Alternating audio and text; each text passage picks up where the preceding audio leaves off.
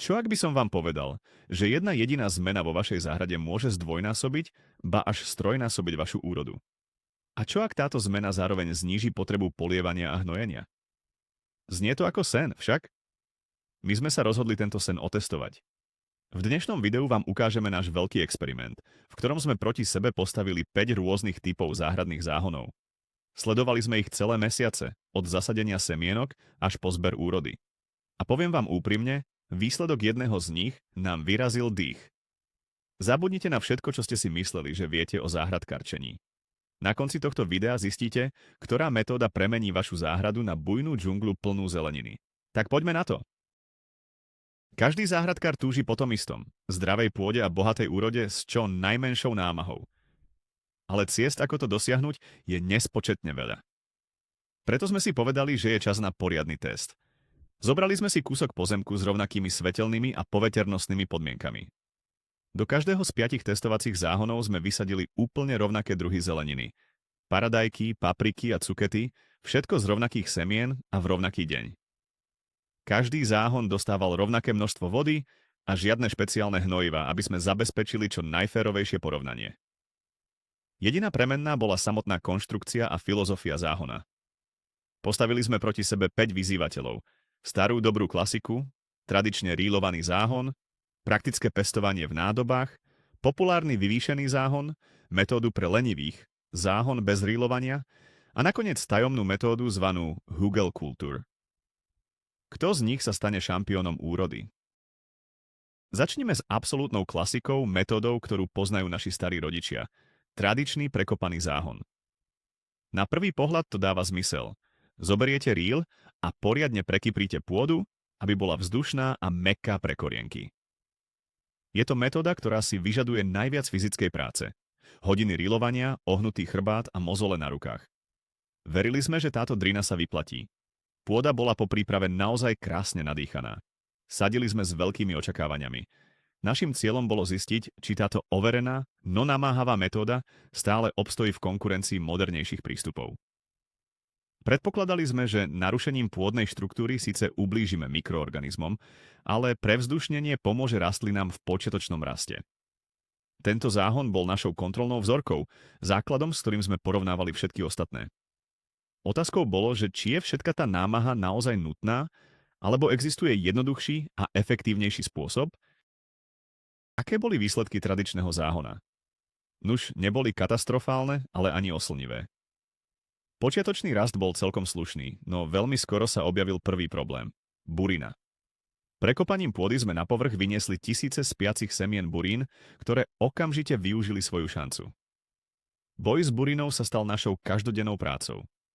Druhým problémom bola pôda samotná. Po niekoľkých silnejších dažďoch sa krásne nadýchaná zemina zľahla a vytvorila tvrdý, nepriepustný povrch. Korene rastlín mali problém prenikať hlbšie a počas suchších období záhon veľmi rýchlo vysychal. Rastliny pôsobili stresovane, listy neboli tak síto zelené ako u susedov a úroda bola, povedzme, priemerná. Cukety boli menšie, paprík bolo menej.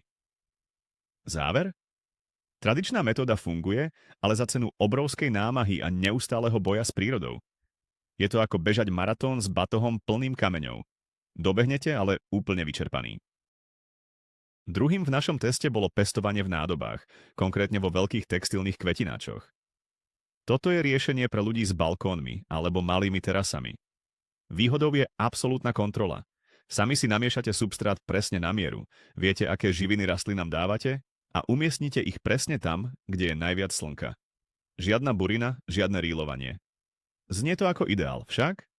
My sme naplnili 50-litrové vrecká kvalitným kompostom zmiešaným so záhradnou zeminou. Sadeničky paradajok a paprík v nich vyzerali na začiatku veľmi spokojne. Boli chránené pred škodcami a mali všetko, čo potrebovali.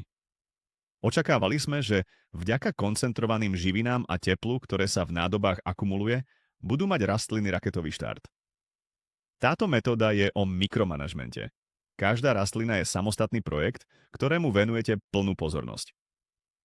Otázkou bolo, že či tento kontrolovaný raj dokáže konkurovať sile otvorenej pôdy. Počiatočné nadšenie z pestovania v nádobách rýchlo vystriedala realita. Najväčším nepriateľom sa stalo slnko. Nádoby, najmä tie tmavé, sa na slnku extrémne prehrievali a substrát v nich vysychal neuveriteľnou rýchlosťou. V horúcich letných dňoch sme museli polievať aj 2-krát denne, inak rastliny okamžite vedli. To znamenalo obrovskú spotrebu vody. Ďalším limitom bol priestor pre korene. Hoci boli nádoby veľké, koreňový systém paradajok ich časom úplne vyplnil. Rastliny nemali kam ďalej rásť a ich rast sa v polovici sezóny viditeľne spomalil. Úroda bola skorá, to áno, ale plody boli menšie a celkové množstvo bolo výrazne nižšie v porovnaní s ostatnými metodami v otvorenej pôde. Záver je jasný. Pestovanie v nádobách je skvelá voľba pre bylinky, šaláty alebo ak nemáte inú možnosť. Pre veľkoplodú zeleninu je to však kompromis, ktorý si vyžaduje neustálu starostlivosť a prináša obmedzené výsledky. Teraz sa pozrieme na miláčika sociálnych sietí, vyvýšený záhon. Vyzerá úžasne, je praktický a sľubuje bohatú úrodu.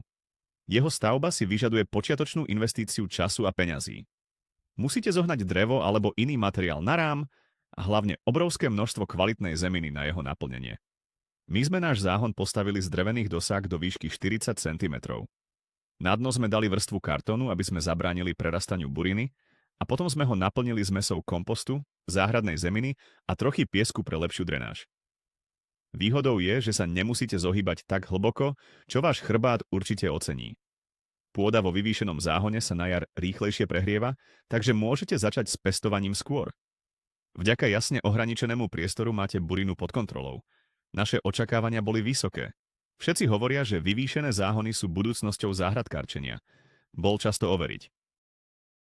Výsledky vyvýšeného záhona potvrdili jeho dobrú povesť.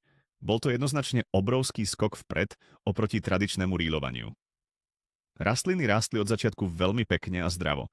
Vďaka kvalitnej a kyprej pôde sa ich koreňový systém mohol bez problémov rozvíjať. Drenáž bola vynikajúca, takže ani po silných dažďoch nehrozilo premokrenie koreňov. Počas sucha si záhon držal vlahu lepšie ako ten tradičný, aj keď stále vyžadoval pravidelnú zálievku. Úroda bola skvelá. Paradajky aj papriky mali krásne plody a bolo ich podstatne viac ako v prvých 2 prípadoch. Cukety boli veľké a zdravé. Vyvýšený záhon je spoľahlivý pracant. Je to bezpečná stávka, ktorá vás nesklame. Ak investujete do jeho stavby a naplnenia, vráti sa vám to v podobe bohatej úrody a pohodlnejšej práce. Bol to silný kandidát na víťazstvo. Ale stačilo to na prvé miesto? V teste nám zostávali ešte 2 metódy. A čo tak záhradkárčenie pre inteligentných lenivcov? Predstavujeme vám metódu bez rýlovania, známu aj ako no-dig alebo lasagne záhon. Jej filozofia je jednoduchá. Nerušte pôdny život. Namiesto rýlovania budujete pôdu zhora nadol, presne tak, ako to robí príroda v lese. Začali sme priamo na trávniku. Na zem sme položili hrubú vrstvu kartónu, ktorý sme poriadne poliali vodou. Kartón udusí trávu a burinu a časom sa rozloží. Na kartón sme začali vrstviť organický materiál. Vrstvu zeleného materiálu ako pokosená tráva, potom vrstvu hnedého materiálu ako suché lístie a na samý vrch sme dali 10 až 15 cm hrubú vrstvu kvalitného kompostu. Do tejto vrchnej vrstvy sme priamo sadili naše sadenice. Celá príprava bola rýchla a fyzicky nenáročná. Žiadne rýlovanie, žiadne prehadzovanie zeminy. V podstate sme vytvorili úplne nový záhon na existujúcom trávniku. Boli sme zvedaví, ako sa rastlinám bude páčiť v tomto novom, umelo vytvorenom ekosystéme. Metóda bez rýlovania nás veľmi príjemne prekvapila. Prvý mesiac sa zdalo, že rastliny trochu zaostávajú za tými vo vyvýšenom záhone. Ako by si potrebovali zvyknúť na nové prostredie. Ale potom sa stalo niečo úžasné. Pôdny život pod vrstvou mulču explodoval. Dážďovky a mikroorganizmy začali spracovávať organický materiál a vytvárať neuveriteľne úrodnú a živú pôdu. Táto pôda si fantasticky držala vlahu. Aj počas horúcich dní sme polievali oveľa menej ako ostatné záhony. Rastliny zrazu nabrali na sile. Ich korene prerastli cez kompost a kartón do pôvodnej zeminy, ktorú dážďovky krásne prekyprili. Úroda bola porovnateľná s vyvýšeným záhonom, možno o kúsok menšia, ale dosiahli sme ju s tretinovou námahou a nulovými počiatočnými nákladmi na drevo a zeminu. Záver? No-dig je fantastická udržateľná metóda, ktorá buduje zdravie vašej záhrady z dlhodobého hľadiska. Je to investícia do budúcnosti. A teraz, dámy a páni, prichádza metóda, ktorá znie ako z inej planéty. Hugel kultúr. Tento nemecký výraz znamená doslova kopcová kultúra. Ide o starú techniku, pri ktorej vytvoríte záhon na hromade tlejúceho dreva. Znie to bizarne však? Aj my sme boli skeptickí. Na určené miesto sme navozili staré kmene, konáre a vetvičky, ktoré by inak skončili v ohni. Vytvorili sme z nich asi meter vysoký a 2 metre široký kopec. Tento drevený základ sme potom zasypali všetkým možným organickým materiálom.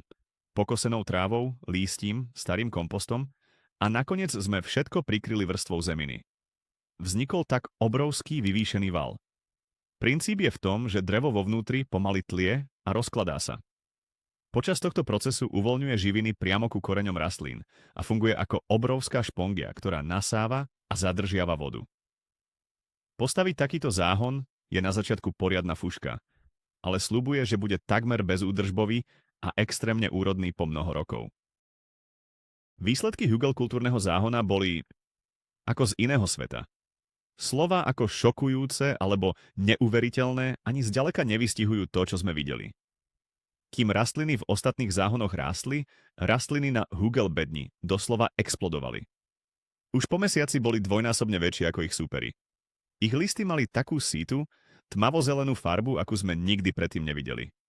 Stonky paradajok boli hrubé ako palce. A úroda? Bola gigantická.